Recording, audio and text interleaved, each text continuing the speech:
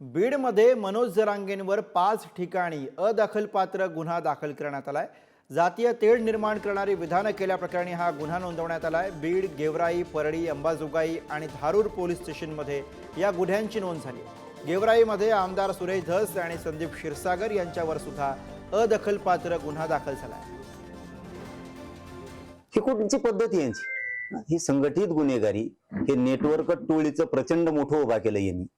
हे याचा नायनाट नाही झाला पाहिजे आणि त्यांच्या जातीच्या लोकांना वाटत नाही का याचा नायनाट झाला पाहिजे। याच्यात ओबीसी मराठ्याचा संबंध काय? तुम्ही लोक कचाकच मारून टाकायला लागले, याच्यात वंजाऱ्याचा मराठ्याचा ओबीसीचा संबंध काय? तुमच्यावर वेळ आली की ओबीसी, तुमच्यावरची वेळ गेली की फक्त तुमचेच। ही कुठली पद्धत आहे? म्हणजे खुन होऊन बोलायचं नाही, मग तर अवघड झालं।